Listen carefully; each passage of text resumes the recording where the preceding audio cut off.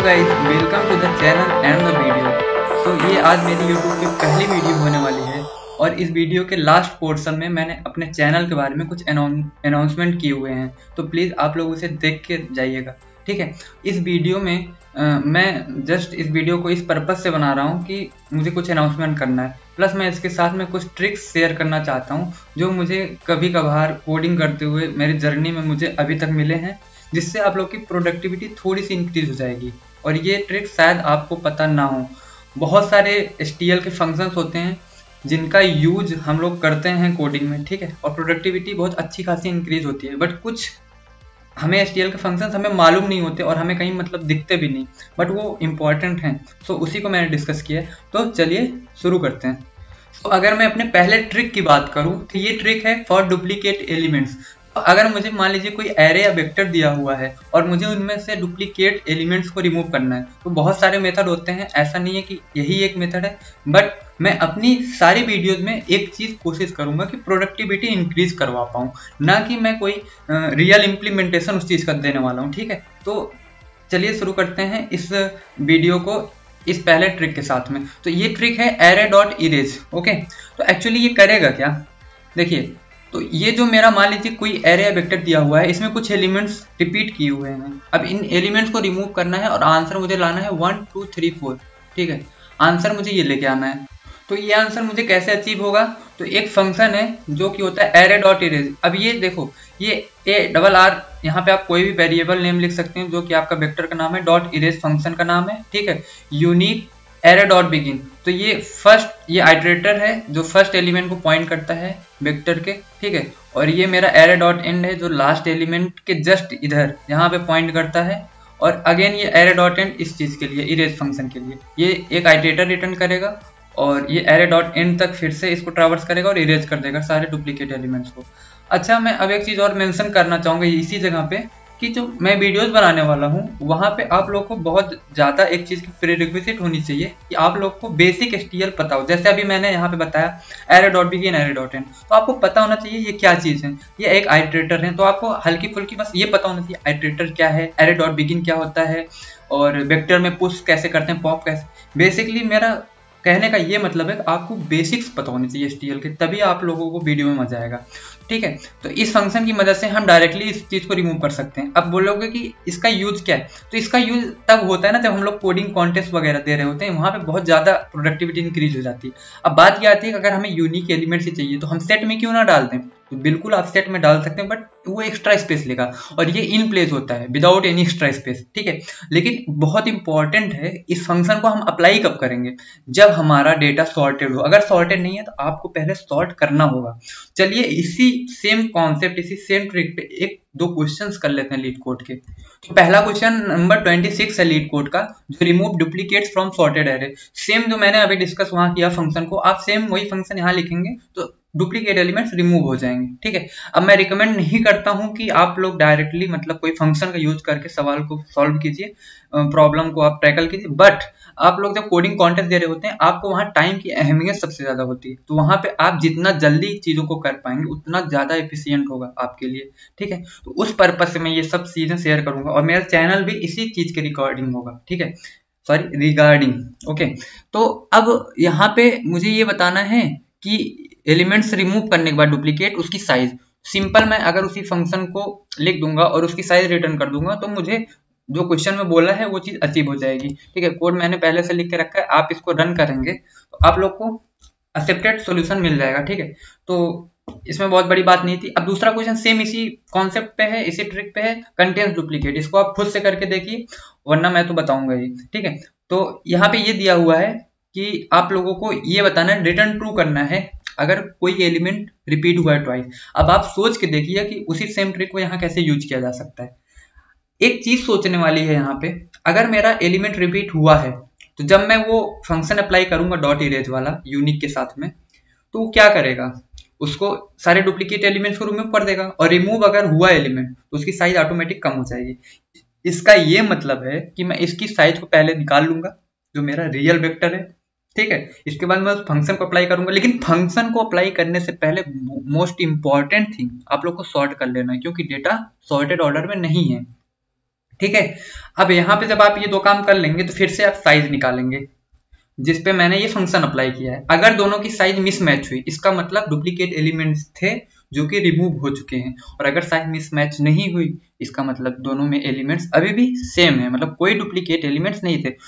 ये भी कोड मैंने लिख रखा है पहले से, आप लोग इसे भी रन करके देख सकते हैं, सबमिट करके आप देख सकते हैं एक्सेप्टेड सॉल्यूशन है। ठीक है, चलिए अपने दूसरे ट्रिक की तरफ मैं बढ़ता हूँ।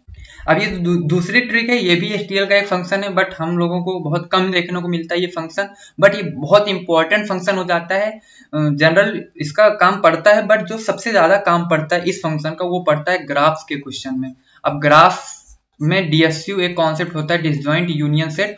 वहां पे हमें हर एक नोड की एक पर्टिकुलर वैल्यू असाइन करनी होती है, जिसमें हम हर नोड को एक डिफॉल्ट वैल्यू नहीं देते हैं, बल्कि वैल्यूज उसमें बदल बदल के देना होता है। तो उस केस में हम आयोटा फंक्शन का यूज करके वो काम एक लाइन में कर सकते हैं। अब आयोटा फंक्शन वर्क बेसिकली किस यूज के लिए होता है तो आप लोगों को पता होगा। अगर वेक्टर में मैंने पास कर दिया कोई डिफॉल्ट वैल्यू साइज के साथ में, तो जो डिफॉल्ट वैल्यू मैं पास करता हूँ उसी वही एलिमेंट का वेक्टर मेरा क्रिएट हो जाता है। मतलब अगर मान लीजिए कोई वेक्टर था जो मैंने क्रिएट किया AR नाम का, अगर इसकी साइज 5 और मैंने इधर 10 पास कर दिया, ठीक है, तो अब ये 5 बार 10 मतलब इसमें वेक्टर बन के मेरा तैयार हो जाएगा। ठीक है, अब इसी जगह मुझे ये सेम एलिमेंट नहीं चाहिए, डिफरेंट एलिमेंट चाहिए, तो आयोटा वहां पे हेल्पफुल हो जाता है। बट आयोटा में एक चीज जानने वाली ये होगी कि यहाँ पे जो भी नंबर पास करेंगे उसके बाद वो कॉन्टिन्यूअस फॉर्म में नंबर जनरेट करेगा, और जितनी बड़ी साइज होगी तो आयोटा, अगर आयोटा लिख के कोई वेक्टर मैंने ऐसे क्रिएट किया विदाउट स्टेन के, ठीक है, अब अगर मैंने ये क्रिएट कर लिया 5 साइज का और मैंने अब ये फंक्शन कॉल कर दिया आयोटा इस वेक्टर पे, तो अब ये नंबर जो भी नंबर मैं पास करूंगा -2 10 आप कुछ भी पास कर सकते हैं। जिस नंबर को आप पास करेंगे वहां से ये वैल्यूज असाइन होना चालू हो जाएगा। ठीक है, कुछ इस तरीके से -2 पास करेंगे तो ऐसे, 3 पास करेंगे 3 4 5, तो आई थिंक आप लोग को समझ में आ गया। चलिए इसको मैं एक बार ऑनलाइन कंपाइलर पे आप लोग को करके दिखा दूं। तो आप लोग देख सकते हैं यहाँ पे मैंने लिख लिया है कोड को। यहाँ पे मैंने एक वेक्टर बनाया 5 साइज का जिसमें मैंने डिफॉल्ट वैल्यू 4 पास कर दी है, और एक मैंने array1 नाम का वेक्टर बनाया जिसको मैंने साइज 4 दी है। अब ये जो डिफॉल्ट वैल्यू मैंने 5 4 दी है, ठीक है, ये जो मैंने डिफॉल्ट वैल्यू 5 4 दी है, ये एक्चुअली क्या करेगा, ये सारे एलिमेंट्स के 4 प्रिंट हो जाएंगे। और यहाँ पे मैंने जो आयोटा इस फंक्शन का यूज किया है, यहाँ इस array1 की वैल्यूज क्या हो जाएंगी 5 6 7 8, क्योंकि 4 साइज का है। मैं एक बार रन करके भी आप लोग को दिखा देता हूँ क्या मैं जो बोल रहा हूँ वो सच बोल रहा हूँ। तो आप लोग देख सकते हैं यहाँ पे जो मैंने बोला बिल्कुल वही प्रिंट हुआ। चलिए अपने तीसरे ट्रिक की तरफ बढ़ते हैं। अब ये ट्रिक बेसिकली आप लोग, कई सारे लोगों को पता होगा मेमसेट का यूज क्या होता है। अब ये बेसिकली वैल्यूज असाइन करने के लिए होता है। ठीक है, अब वैल्यूज असाइन करने के लिए होता है, तो पहले भी तो हम वैल्यूज डायरेक्टली असाइन करते थे, तो उसमें मेमसेट का क्या रोल। तो मेमसेट का रोल ये है ना कि आप लोग अपना काम जो है वो छोटा कर सकते हैं। कैसे, मान लो मैंने 2D एरे बनाया, 2D एरे बना लिया, और 2D एरे में मुझे हर एक एलिमेंट को 0 असाइन करना है या -1 असाइन करना है, तो कैसे करेंगे। अच्छा, मैंने 0 और -1 ही क्यों बोला, क्योंकि मेमसेट का यूज सिर्फ 0 और -1 ही असाइन करने के लिए किया जाता है, बाकी वैल्यूज के लिए ये रॉन्ग आंसर देता है। ठीक है, तो एक इंपॉर्टेंट चीज, ये इंटीजर, अगर मैंने मेमसेट का यूज किया असाइन करने के लिए फॉर इंटीजर वैल्यू, तो हम सिर्फ 0 और -1 असाइन कर सकते हैं, और कैरेक्टर के लिए कुछ भी असाइन कीजिए, कोई दिक्कत नहीं। ठीक है, तो स्ट्रिंग के लिए भी यूज कर सकते हैं मेमसेट को, इंटीजर्स के लिए भी यूज कर सकते हैं। अब मैं इसको प्रैक्टिकल करके ये चीज दिखाता हूँ कि मेमसेट का यूज एक्चुअली करते कैसे हैं। तो ये मैंने कोड लिख लिया है, और अब मैं देखो मैंने एक कैरेक्टर str नाम का एक कैरेक्टर एरे बना हुआ है जिसमें मैंने ऋषि असाइन किया है। अच्छा, आप लोग को एक चीज और यहाँ मेंशन करना चाहूंगा, ये स्ट्रिंग के लिए वर्क नहीं करता है, आप लोग को एरे फॉर्म बनाना होगा। जैसे यहाँ पे मैंने कैरेक्टर ऑफ एरे लिया है। ठीक है, अब यहाँ पे आप लोग इसका सिंटैक्स देख सकते हैं मेमसेट फंक्शन का, कि मेमसेट फंक्शन के लिए आप लोग को पहले तो उस एरे या वेक्टर जो भी आपने क्रिएट किया उसका नेम लिखना होगा। जैसे यहाँ पे str है तो str लिख दिया, जिस वैल्यू से रिप्लेस करना होगा वो बीच में लिख दिया, जैसे मुझे a से रिप्लेस करना है तो मैंने a लिख दिया। इसके बाद साइज ऑफ, ये एक कीवर्ड है जिसको आपको यूज करना ही करना है, इसमें आप नहीं चेंजिंग कर सकते। फिर से ये वेरिएबल नेम जो भी हमने अपने एरे का नेम रखा हुआ है। ठीक है, तो ये इस हर एक वैल्यू को रिप्लेस करके ए बना देगा, जो यहाँ पे ऋषि लिखा हुआ है उसको ए बना देगा। सेम 1D एरे के लिए मैंने एरे क्रिएट किया 2 साइज का, और मुझे हर वैल्यू पे -1 असाइन करना है, तो सेम एरे का नेम वैल्यू पास कर दी मैंने, क्योंकि इंटीजर में मैं सिर्फ 0 और -1 असाइन कर सकता हूँ, इसलिए मैंने यहाँ पे -1 असाइन किया है। ठीक है, तो यहाँ पे -1 प्रिंट हो जाएगा। अब यहाँ पे क्या होगा, मैंने 2D एरे लिया है, सेम वही कॉन्सेप्ट, मुझे हर वैल्यू पे 0 चाहिए, हर जगह 0 असाइन हो जाएगा। और इसके बाद में 3D एरे, तो ये जो मैंने यहाँ पे एक लाइन में किया ये चीज, आप इसको असाइन करने के लिए ज्यादा लाइन का यूज करते हैं। तो मेमसेट यही काम करता है कि वन लाइनर कर देता है बस, और कुछ भी नहीं है ज्यादा। रन करके देख लीजिए, तो जो मैंने कहा था वही प्रिंट हुआ। ठीक है, तो आप लोग देख सकते हैं। चलिए अगले ट्रिक की तरफ बढ़ते हैं। तो अगला ट्रिक भी आप में से कई लोगों को मालूम होगा, ये एक्यूमुलेट फंक्शन है, STL का एक फंक्शन है जो एक्चुअली करता क्या है कि इसमें हमको सम निकालने की जरूरत नहीं पड़ती। अगर हम ये लाइन लिख देते हैं, ये सम ऑटोमेटिक कैलकुलेट करके दे देता है। ये डिफॉल्ट सम क्या होता है, ये देखिए बिगिन, मान लीजिए कोई एरे है 2 3 4 5, ठीक है। अब इस पे मैंने अगर ये लगा दी, इसका नाम मान लीजिए नम्स रहा हो इस वेक्टर का, अगर मैंने एक्यूमुलेट फंक्शन यहाँ पे कॉल कर दिया ऐसे करके, तो एक्चुअली इसकी वैल्यू क्या होगी, तो नम्स डॉट बिगिन मतलब 2 को पॉइंट कर रहा होगा, नम्स डॉट एंड मतलब यहाँ पे पॉइंट कर रहा होगा। ठीक है, अब एक्यूमुलेट फंक्शन सबको एडिशन परफॉर्म करता है, एक्चुअली जो सम निकालता है इन सारे एलिमेंट्स का। आप मैनुअल मेथड से भी कर सकते हो, बट एक्चुअली कॉन्टेस्ट वगैरह में टाइम मतलब एफिशिएंट प्रोडक्टिविटी के लिए हम क्या करते हैं, एक्यूमुलेट फंक्शन का यूज कर सकते हैं। आंसर क्या आएगा यहाँ पे, 2 + 3 + 4 + 5, तो यहाँ पे आपका आंसर आ जाएगा 3 2 5 14 आपका आंसर आ जाएगा। ठीक है, अब डिफॉल्ट सम क्या होता है, डिफॉल्ट सम की जगह आप कोई भी वैल्यू पास कर सकते हैं, कोई भी वैल्यू, वो इनिशियली उस वैल्यू को इसमें ऐड कर देगा 14 के अंदर, जो भी सम निकालेगा। अगर मैंने 0 पास किया तो 14 + 0 रिटर्न करेगा जो कि 14 है। मैंने 10 लिखा तो 14 + 10 यहाँ पे पास करेगा जो कि 24 है। ठीक है, अगर मैंने 100 लिखा तो इसी 14 में वो 100, मतलब ये डिफॉल्ट सम होता है जो पहले से ऐड करके देगा ही देगा।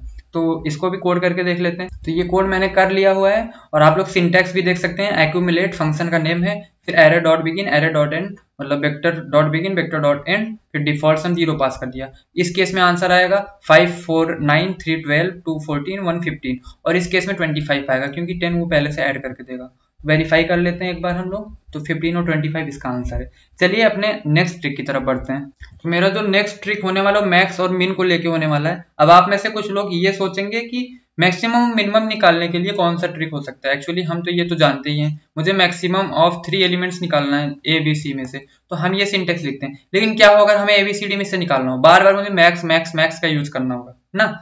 लेकिन अब आप कहेंगे कि हम ऐसा क्यों करें, एक वेक्टर में एक फंक्शन भी होता है स्टार मैक्स एलिमेंट करके, जो हमको maximum of the array return करता है। लेकिन अगर मैं ये कहूं कि क्या हो अगर मुझे एरे ना गिवन हो बल्कि कुछ पर्टिकुलर वैल्यूज गिवन हो, लाइक ABCDE ऐसे गिवन हो, इनमें से मैक्सिमम निकालना है, तो आप क्या करोगे, आप इसको या तो स्टोर करोगे वेक्टर में फिर निकालोगे, या आप ये चीज करोगे कि हमेशा max of A, max of B, max of C, D ऐसे करके निकालें, मतलब बहुत बार।